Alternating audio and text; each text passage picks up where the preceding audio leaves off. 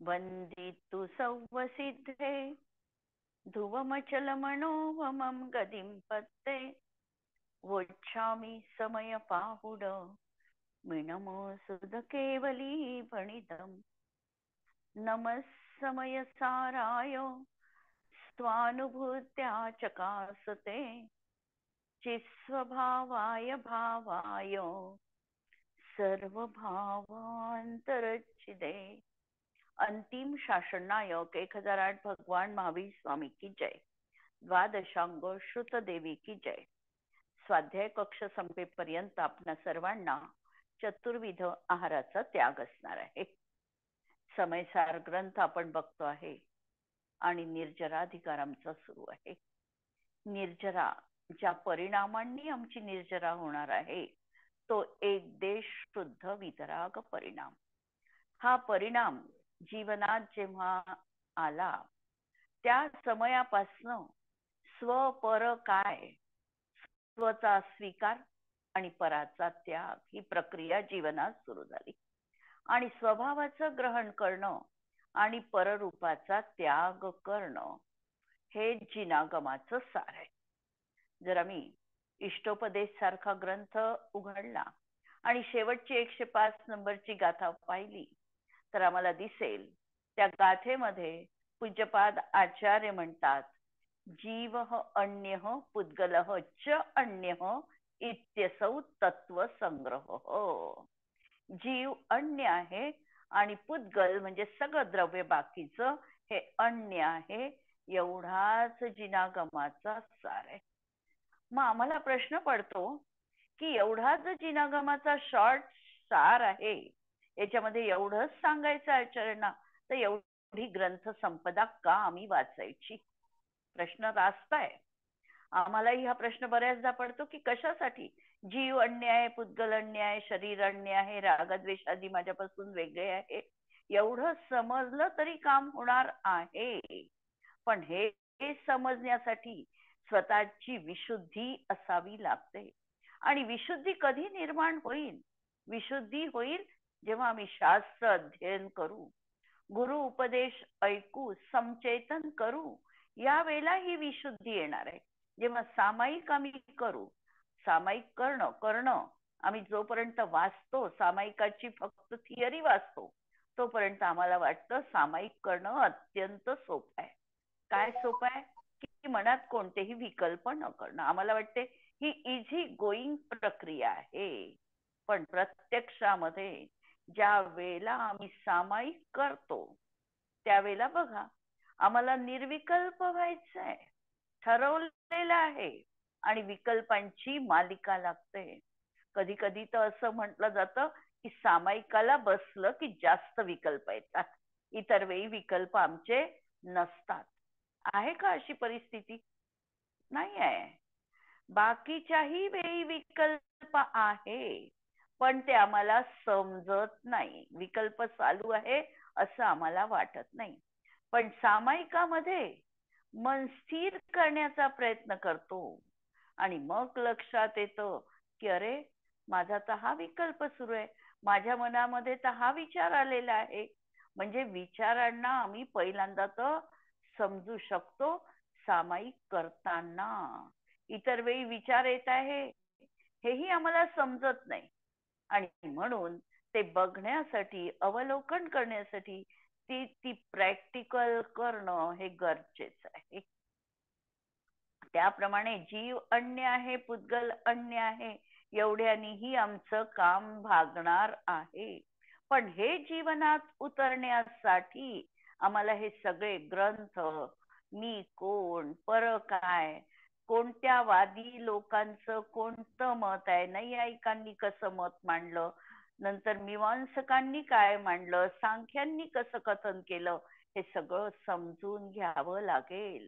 म्हणून म्हटलं की भक्तांबरामधला श्लोक आठवा की भक्तांबरामध्ये आचार्य मानतुंग म्हणतात की मन्ने वरम हरिहरा दय एव दृष्टा दृष्टेषु येषु हृदयम त्वयितोषमेती।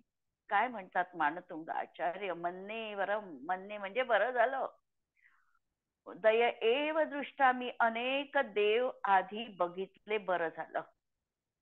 आणि हे बघितल्यानंतर त्यांच्यामधली कमतरता मला जाणवली की अरे याच्यात हे कमी आहे. काही देव शस्त्र बाळगून आहे, काही देव देवांगणा सोबत आहे, काही देवांना राग येतो. हे सगळं मी अवलोकन केलं. म्हणून मन्ने वरम हरिहरा दयेव दृष्टा, हे देव मी सगळे पाहिलं, हे एका अर्थाने बरे झाले. म्हणून त्वैतोषमेती, तुझ्या ठिकाणी माझा आता संतोष मन पावत आहे, की तुझी वितरागता माझ्या मनामध्ये भरली. ही वितरागता पाहिल्यानंतर मन त्या ठिकाणी एकदम स्थिर झालं. माझ्याही मनामध्ये निर्विचार निर्विकल्प परिणाम असे कसे असतात याची एक झलक तुझ्या चेहऱ्याकडे बघून मला मिळाली. तुझे ते दोन्ही हात हातावर ठेवून असणारी जी ती कृतकृत्यतेची मुद्रा, ही पाहून मला कृतकृत्यता काय असते जीवनामध्ये हे समजलं. तुझे चरण युगल पाहून मला हे समजलं की कसं स्थिर व्हायचं. हे सगळं मला जीवनामध्ये समजलं. पण ते समजायसाठी मला अहोरात्र प्रयत्न करावे लागले, आगमाभ्यास करावा लागला, गुरु उपदेश पाहावा लागला, विश्व कसं चालतं याचं अध्ययन मला करावं लागलं. आणि म्हणून जरी हा तत्वसौ संग्रह म्हणजे एवढाच तत्वाचा संग्रह आहे असं इष्टोपदेश मध्ये आचार्यांनी पहिले नाही सांगितलं. परत लक्षात घ्या, आचार्यांची खुबी लक्षात घ्या. 51 गाथा पहिल्यांदा त्यांनी सांगितल्या, 50 गाथा, आणि नंतर शेवटच्या गाथेमध्ये हे सांगितलं. पहिल्यांदाही हे सांगता आलं असतं त्यांना, पण पहिले नाही सांगितलं. विशेषतः ग्रंथांची लक्षात घ्या. याचं कारण असं की एवढा सगळा इष्ट उपदेश दिल्यानंतर मागून सार सांगून आचार्यांनी म्हटलं एवढ्या नाही लक्षात राहिल्या, यांनी तुमचं मन विशुद्ध बनलेलं आहे. या विशुद्ध मनाला आता एकही वाक्य दिलं तरी पुरेस आहे. कथा सांगितल्या जाते आणि कथेनंतर 2 ओळीमध्ये त्याचा निष्कर्ष सांगितला जातो. निष्कर्ष आधी का नाही सांगत? त्याचं कारणही हेच आहे. कथा वाचल्यानंतर ती आम्हाला पचते, रुचते, आवडते, आणि मग त्याचा निष्कर्ष पण आम्ही जीवनात उतरवितो. तसं इष्टोपदेश म्हणा किंवा जिनवाणीची स्तुती करताना आम्ही म्हणतो की लाख बात की बात यह कोटी ग्रंथ का सार. कोटी ग्रंथ वाचल्यानंतरही एकच सार आम्हाला मिळणार आहे.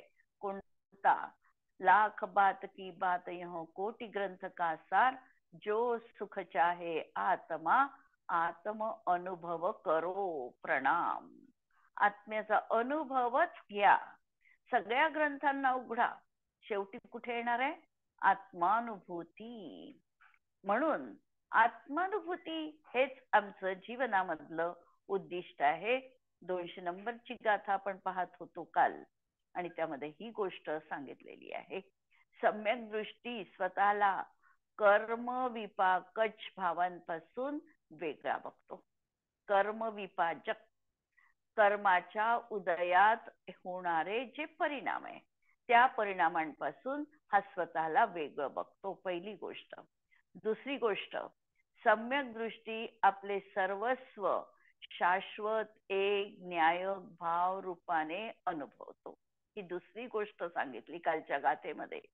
तिसरं सांगितलं, सम्यक दृष्टी स्वतःच्या स्वभावात निमग्न राहून परभावांचा परिहार करतो. जेव्हा आत्मलीनता आली, परभाव सहज सुटले. शांतीसागर महाराजांना एक प्रश्न एका त्यांच्या शिष्यांनी विचारला किंवा श्रोत्यांनी विचारला की महाराज, मुनींच्या जीवनामध्ये 18,000 शीलाचे भेद सांगितलेले आहे आणि 18,000 भेदांना तुम्ही कसं आठवता? प्रश्न गहन आहे. 18,000 भेद आठवणं आणि कथन करणं, सांगणं हे काही एकदम सहज नाही.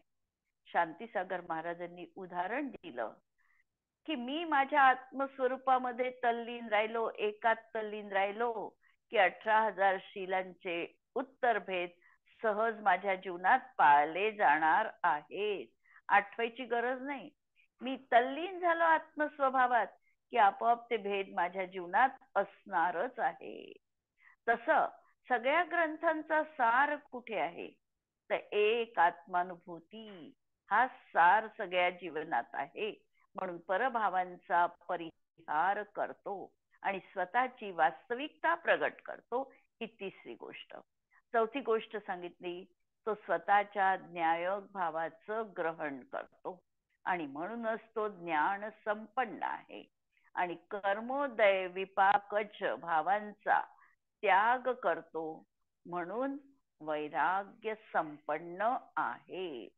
काल भावार्थापाशी आपण थांबलेलो होतो. आज आपण भावार्थ कंटिन्यू करू. भावार्थ पहा.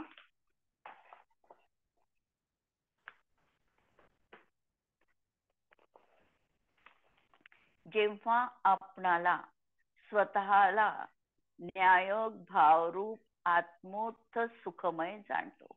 हा जीव स्वतःला कसा जाणतो, तर स्वतःला हा न्यायक भाव स्वरूप आणि आत्मोत्थ सुखरूप जाणतो. आत्मोत्थ शब्द पहा, आत्म्यापासून उत्पन्न होणारे. प्रवचनसार मध्ये या सुखासाठी त्यांनी वरून सुरू होणारे अनेक शब्द दिले. जसं हे सुख कसं आहे, तर असीम आहे, याला मर्यादा नाही, अनलिमिटेड आहे. नंतर कसं आहे, तर अनाकुल आहे, याच्यामध्ये आकुलता बिलकुल नाही. सगळे अपासून शब्द. अतिंद्रिय आहे. हे सुख अनुभवण्यासाठी तुम्हाला इंद्रियांची गरज भासणार नाही. अनुपम आहे. त्या सुखाला दुसऱ्या कोणत्याही व्यावहारिक सुखाची उपमा देता येऊ शकत नाही. उपमा देण्यासाठी देखील कोणताही शब्द किंवा काहीही आम्हाला त्याच्यात तुल्यबल वस्तू नाहीये. आम्ही म्हटलं सूर्याची उपमा अशा सुखाला देतो, तर सूर्य तर हा तळपणार आहे, दाहदायक आहे, त्याची उपमा देऊ शकत नाही. आम्ही म्हणू चंद्राची उपमा देऊ, चंद्राची उपमा देता येत नाही. चंद्र तर क्षीयमान वर्धमान आहे, याच्यामध्ये कलंक आहे. हे भगवंत तू तर निष्कलंक आहे. रत्न भक्तांबरामध्ये हेच सगळं सांगितलेलं आहे की आम्ही ह्या उपमा शोधून काढल्या, पण एकही उपमा आम्ही तुला देऊ शकत नाही. असं अनुपम असं तुझं सुख आहे. नंतर सुख आहे अनंत. आता प्राप्त झाल्यानंतर कधीही त्याच्यामध्ये खंड पडू शकत नाही. अनंत काळपर्यंत ते सुख जीव अनुभवणार आहे. आणि अजूनही अनिर्वचनीय, वचनाच्या माध्यमातून देखील या सुखाचं बयान बखान आम्ही करू शकत नाही. असं हे सुख आहे. आणि असं हे सुखमय आहे आत्मा, हे तो जाणतो. ही प्रतीती आहे, ही श्रद्धा आहे, हा अकाट्य विश्वास आहे की सुख माझ्यातच आहे आणि माझ्यातूनच ते उत्पन्न होणार आहे. परवस्तू सुख नाही आणि परवस्तू मला सुखी करू शकत नाही. ही अकाट्य श्रद्धा सम्यक दृष्टीच्या जीवनात प्रगट झालेली आहे. आणि कर्माच्या उदयाच्या निमित्ताने होणाऱ्या भावांना आकुलता स्वरूप दुःखमय जाणतो. आणि जो जो कर्म उपाधिजन्य भाव आहे, क्षायोपक्षमी ज्ञान असेल ते, मनपर्याय ज्ञान असेल, पण कर्म उपज आहे. मनपर्याय ज्ञान देखील समजा रुजुमती मनपर्याय ज्ञान असेल तर ते सुटणारच नाही याची खात्री नाही आहे. सुटू शकतं, प्रतिपाती असू शकतं. विपुलमती आहे तर सुटणार नाही, ते अप्रतिपाती आहे. पण एक क्षणाचं ते ज्ञान आहे, क्षणवर्ती त्याची अवस्था आहे. भलाई ते आता केवल ज्ञान होईपर्यंत जीवनात राहणार आहे. पण आम्ही वापर करताना मात्र एका समयापुरता किंवा काही काळापुरता त्याचा वापर करू शकणार आहे. ते पूर्णतः एका वेळी एकच अनुभव जीवनात असणार आहे. असं ते आमचं सगळं आकुलतामय आणि दुःखमय आहे. तेव्हा ज्ञानरूप परिणमन आणि परभावापासून विरागता, या दोन्ही गोष्टी सम्यक दृष्टीच्या जीवनात युगपत असतात. विरागता पण आहे, वैराग्य पण, संपन्नता पण आहे आणि ज्ञान संपन्नता पण आहे. ज्ञान काय आहे, की परवस्तू माझ्यासाठी दुःखदायी आहे, हे ज्ञान संपन्नता आहे. आणि परवस्तूचा त्याग ही विरागता आहे. राग दुःखमय आहे, ही ज्ञान संपन्नता आहे. आणि रागाचा त्याग ही विराग संपन्नता आहे. म्हणजे विरागतेमध्ये त्यागाची भूमिका आहे आणि संपन्नतेमध्ये जाणण्याची भूमिका आहे. ही गोष्ट प्रत्यक्ष अनुभव गोचर असून ही सम्यक दृष्टीची खरी ओळख आहे. परंतु अंतरंगामध्ये ज्ञान वैराग्य शक्ती नाही. परद्रव्यामध्ये आसक्त होऊन रागी होतो आणि सम्यक दृष्टीपणाचा मात्र अभिमान करतो. काही काही असे जीवनामध्ये आम्हाला लोक मिळतील की हे सगळं आम्ही वाचलं, शाब्दिक आम्हाला अवगत झालं आणि या शाब्दिक ज्ञानानुसार आम्ही स्वतःला तसंच आहो असं मानून बसलो. भ्रमपूर्ण आमची मान्यता झाली. अंतरंगामध्ये खऱ्या अर्थाने सम्यक्त्वाची प्राप्तीच नाही.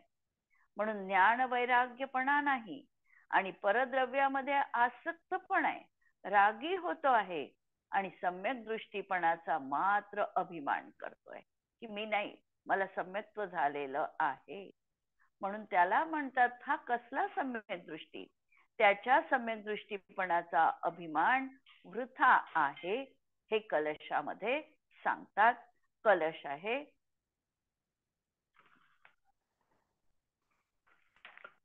137 नंबरचा कलश. सम्यक दृष्टी स्वयमयमहं जातु बंधो न मे स्यात् इत्युत्तात्तोन्पुलकवदना रागिणोऽप्याचरन्तु आलम्बन्तां समिति परतं ते यतोऽद्यापि पापा आत्मानात्मा वमगम विरहात् संति सम्यक विरक्ता. सम्यक्त्वापासून जे रिक्त आहे आणि काय मानत आहे की मी सम्यक दृष्टी आहे, हा मी स्वयं सम्यक दृष्टी आहे, त्यामुळे मला कर्मबंध कदापि होणार नाही. सम्यक्त्व माझ्या जीवनात आहे म्हणून मला कर्मबंध होत नाही. कारण शास्त्रामध्येच हे सांगितलेलं आहे की सम्यक दृष्टीला कर्मबंध नाही. अशा गैरसमजुतीमुळे ही त्याची स्वतःविषयीची वल्गना आहे, भ्रांत कल्पना आहे, वृथा अभिमान आहे.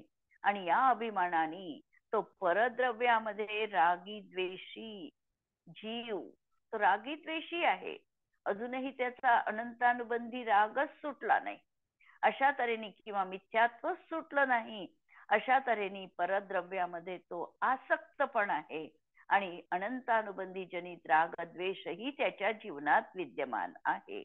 असा हा जीव गर्वाने मुख उंच करून उत्तानोत्पुलक वदना, उत्तान म्हणजे तो ताणून, पुलक वदना मान उंच करून आणि हर्षाने रोमांचित होऊन महाव्रतादी रूप आचरण करो. आचार्य म्हणतात अशा जीवांनी महाव्रतांचं जरी आचरण केलं तर त्यांना करू द्या, पण अजूनही त्यांच्या जीवनात सम्यक्त्वच नाही. खऱ्या अर्थाने ते महाव्रतीच नाही, ज्ञान वैराग्य संपन्नच नाही. तसेच आहार विहार वचनादी प्रवृत्तीमध्ये यत्नाचार प्रवृत्ती रूप उत्कृष्ट समितीचे अवलंबन घेऊन असे जीव बाह्यतः समितींचंही पालन करत आहे, धर्माचंही पालन बाह्यतः करत आहे, परंतु ते पापी मिथ्या दृष्टीच आहे. पण असं महाव्रती पाळणारा जो जीव आहे त्यालाही इथे आचार्यांनी पापी या शब्दात संबोधन केलेलं आहे. की फक्त ही वल्गना आहे त्यांची की मी समितीचं पालन करतोय, माझ्या जीवनात 28 मूलगुण मी उत्कृष्ट रीतीने पाळतो आहे, पण अंतरंगामध्ये अजूनही सम्यक्त्व जागरूक नाही, सम्यक्त्वाची प्राप्ती झाली नाही, मिथ्यात्वामध्येच आहे. हा त्याचा खोटा वृथा अहंकार आहे. कारण ते आत्मा आणि अनात्म्याच्या ज्ञानाने रहित असल्यामुळे सम्यक्त्व शून्य आहे. आत्म अनात्म का भेद त्यांनी जाणलेला नाही. आत्मा काय आणि पर काय ही काटेकोर भेद विज्ञानाची पराकाष्ठा जोपर्यंत जीवनात येत नाही तोपर्यंत सम्यक दर्शन प्राप्त होत नाही. म्हणून हेच त्यांना मुळात कळलेलं नाही.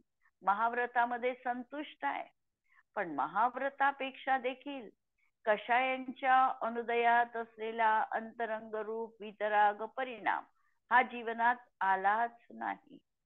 बाह्यतः व्रतांचं आचरण आहे, पण अंतरंगामधल्या परिणामांमध्ये बदल नाही. तर असा जो जीव आहे हा खऱ्या अर्थाने आत्म अनात्मके ज्ञानहीन जे जे करणी तन करण छीन, ते सगळं करत आहे, पण फक्त तन कृश करणं एवढंच त्यांचं असणार आहे. खऱ्या अर्थाने त्यांच्या जीवनामध्ये सम्यक्त्व झालेलं नाही. जो जीव स्वतः सम्यक दृष्टी समजतो आणि परद्रव्यामध्ये राग करतो तर तो सम्यक्त्वी कसा असू शकेल? खऱ्या अर्थाने सम्यक दर्शन झालं नाही आणि मी सम्यक्त्वी आहे अशा प्रकारे सम्यक दृष्टी त्यांनी स्वतःला मानलं आहे. खऱ्या अर्थाने सम्यक्त्व असणं आणि मानणं याच्यामध्ये फरक आहे. आणि परद्रव्यामध्ये राग करतो आहे. कोणता राग? या ठिकाणी राग करतो आहे तर हा अनंतानुबंधी जनित राग समजायचा, कारण मिथ्यात्व आहे आणि मिथ्यात्वासोबत अनंतानुबंधीच राग आहे. तर तो सम्यक्त्वी कसा असेल? अर्थात नाही. व्रत समितीचे पालन करूनही स्वपर न जाणल्यामुळे तो पापीच आहे. पापी का म्हटलं त्यांना? की मिथ्यात्व हेच एक महान पाप आहे. जोपर्यंत मिथ्यात्व जीवनात आहे तोपर्यंत प्रत्येक जीव हा पापी आहे. त्यांनी पुण्यक्रिया केली तरी देखील निश्चयनयानुसार त्याच्या त्या क्रिया देखील शुभ क्रिया म्हटल्या जात नाही. कारण शुभाची गुणस्थानं सांगितली आहे 4 ते 6, अशुभोपयोगाची गुणस्थानं सांगितली आहे 1 ते 3. म्हणून पहिल्या गुणस्थानात अशुभोपयोगच आहे. या दृष्टीने तो पापी आहे. आणि पापी का? अनेक दृष्टीने विचार करा. पापी का आहे तो? एक तर मिथ्यात्व आहे, म्हणजे आश्रवाचे सगळेच्या सगळे प्रत्यय त्याच्या जीवनात आहे. मिथ्यात्व आहे म्हणजे अविरती आहे, प्रमाद आहे, कषाय आहे आणि योग पण आहे. ही एक गोष्ट. नंतर दुसरी गोष्ट, त्याच्या जीवनात किती कषायांची बंधविच्छुत्ती झाली याचा जर विचार केला तर उत्तर येईल 0. कोणत्याही कर्माची बंधविच्छुत्ती पहिल्या गुणस्थानात नाही, म्हणजे तो नाही करत. सगळ्या प्रकृती तो बांधतो आहे. ज्या अबंध प्रकृती आहेत त्या नाही बांधणार, त्याचा 6व्या 7व्या 4थ्या पासून तो बांधेल. पण या ठिकाणी 117 बंधयोग्य प्रकृती आहेत आणि हा मिथ्या दृष्टी तो सगळ्याच्या सगळ्या, म्हणजे प्रतिसमय नाही सगळ्या बांधणार, कमी अधिक प्रमाणात या अशा कर्म प्रकृती तो बांधतो आहे. जो कर्म प्रकृती बांधत आहे त्याची संवर काय झाला? एकही संवर नाही. निर्जरा काय आहे? कोणतीही निर्जरा नाही. अशा तऱ्हेने असल्यामुळे त्याला त्या ठिकाणी पापी म्हटलेलं आहे. याचा अर्थ पापीचा लक्षात घ्या.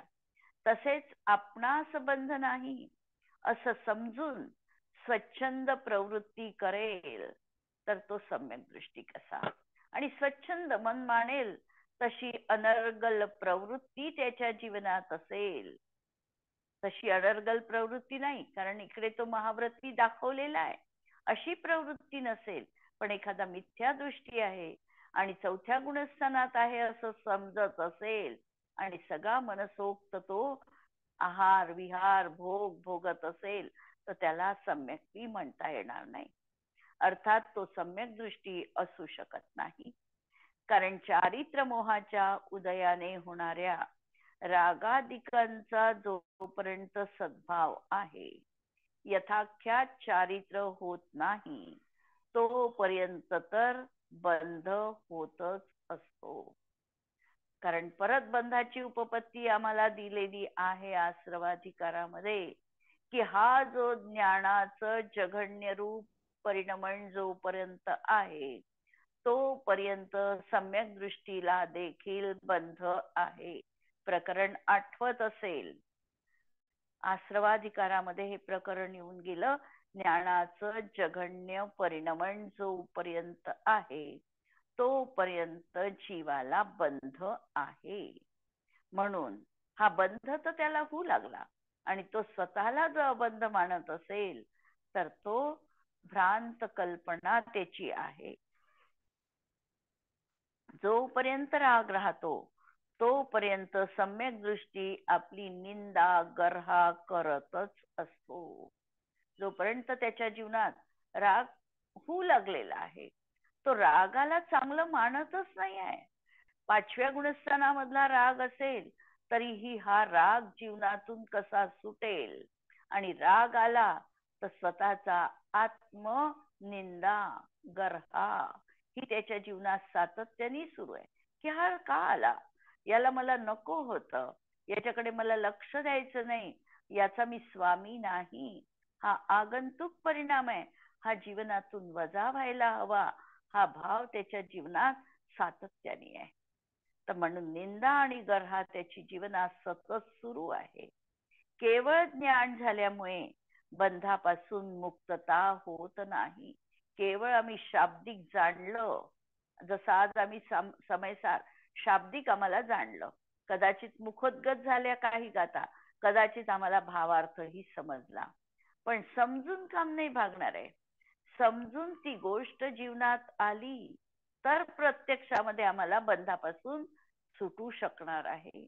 केवळ शाब्दिक ज्ञान आम्हाला पुरेसं नाही, आम्हाला प्रतितीयुक्त ज्ञान हवंय. आत्मप्रतीती झाली तर सगळं सुकर आहे, आणि शाब्दिक ज्ञान आम्हाला त्या उंचीवर पोचवू शकत नाही.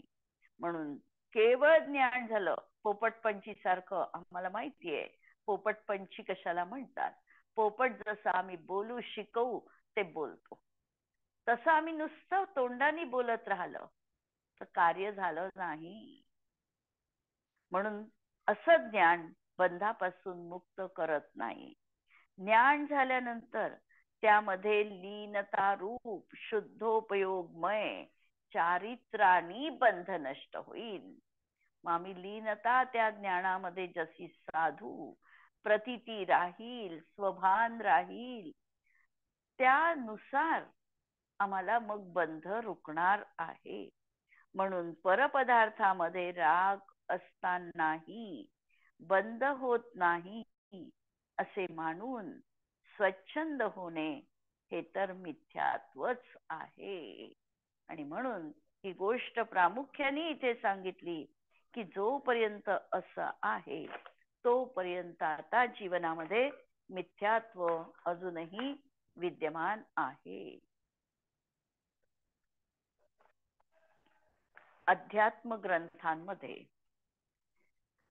सम्यक दृष्टीची पंचेंद्रियांच्या भोगांना भोगत असताना सुद्धा तो कर्म बंध करत नाही हे वचन, त्या वचनाचं पूर्ण रहस्य तात्पर्य मतितार्थ न समजता जसंच्या तसं जो सत्य मानून बसेल ते मिथ्यात्व आहे. त्याच्यामधलं रहस्य आम्हाला समजलं पाहिजे, मर्म कळलं पाहिजे, तात्पर्य कळलं पाहिजे, तर ते वचन योग्य आहे. नाना प्रकारच्या विषयांना भोगताना नीती अनितीचा विचार न करता हा मिथ्या दृष्टी जीव भोगतो आणि सम्यक दृष्टीला बंद होत नाही अशी वल्गना करतो.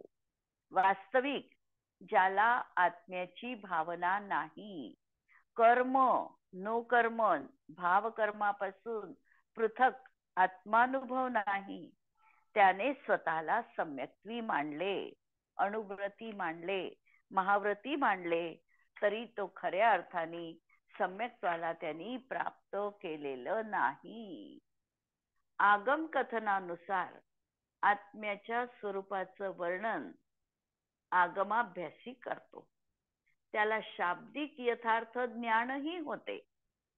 आणि आगमात आत्म्याचं हे स्वरूप आहे हे तो मानतो, कथन पण करतो, पण अनुभव नाही. आणि अनुभव आणि कथन यामध्ये महान अंतर आहे. जसं साखर गोड आहे हे कथन सत्य आहे, पण साखर खाल्ल्याने जी अनुभूती येईल ती वेगळी असणार आहे. तसा आत्मा म्हणजे मी आहे हे कथन सत्य आहे, पण आत्म्याचा अनुभव आल्यानंतर जी अनुभूती येईल, प्रतीती येईल, ती वेगळी आहे. म्हणून या ठिकाणी जाणणं हे प्रतीतियुक्तच घ्यायचं आहे. पुण्य पण दुःखाचे बीज आहे. तृष्णा भोगाला जन्म देते. भोगांनी पापबंधच होतो. पुण्योदयात रागाची सेना उत्पन्न होते, जी पापरूपच आहे. पुण्याला पाप म्हटलं म्हणजे क्रिया करताना मिथ्या दृष्टीला पापी म्हटलं. पापी का म्हटलं? कारण तो कार्य एखाद्या वेळेला शुभ करतही असेल तरी ते सुखरूप कार्य देखील शेवटी दुःखाचं बीज आहे. नंतर जितके भोग तो भोगेल ते भोग तृष्णेला जन्म देणारे आहे. भोगामध्ये कधीही तृप्ती नाही. भोग आणि तृप्ती यांचा असा विलक्षण पाठ शिवणीचा खेळ सुरू आहे की भोग भोगल्यानंतर तृष्णा वाढणार आहे. उदाहरण, बर्फ खाल्ल्यानंतर तहान वाढतेच वाढते. नंतर भोग भोगत असताना पापबंध आहे. आमच्या जवळ सगळी सामग्री विद्यमान आहे, ती पुण्यानी आहे, पण भोग भोगण्याची इच्छा झाली हे मात्र आमच्या जीवनात पापाचा उदय आहे. आकुलता आहे ती, आणि आकुलता म्हणजे मोहनीय कर्माचा सद्भाव, तो पापबंधच आहे. पुण्योदयामध्ये रागाची सेना पण उपस्थित होते. आम्ही म्हणतो की पुण्य चांगलं आहे, पण पुण्य चांगलं आहे म्हणत असताना पुण्याच्या उदयामध्ये जो काही आम्हाला बाह्य परिकर लाभतो, या परिकरामध्ये चांगले चांगले म्हणणारे लोक सुद्धा त्याच्या आहारी जाऊन आपलं पतन करून घेतात. वस्तुस्थिती आहे. आम्ही बघतो श्रीमंताची पोरं का बिघडतात? कारण हातात अतोनात पैसा आला. पैसा का आला? पुण्योदय आहे. पण पुण्योदयामध्ये कार्य मात्र चुकीचं करत आहे. म्हणजे हे कसं झालं? पापानुबंधी पुण्य. पापाचा अनुबंध करतो आहे पण खंत नाही आहे. पापानुबंधी पुण्य म्हणून ही सगळी उपस्थिती आहे, आणि जी पापरूपच आहे. यावर उद्याला आणखी विश्लेषण पाहू पंडित बनारसजी दासजींच्या याच्यातून, आणि मग पुढे जाऊ. जिनवाणी के ज्ञान ते सूझे लोकालोक, सो जिनवाणी मस्तक नमून सदा देत हो घो. नमो अरिहंताणम नमो सिद्धाणम नमो आयर्याणम नमो उज्जायाणम नमो लोए सवसाहुणम. सर्वांना जय जिनेंद्र.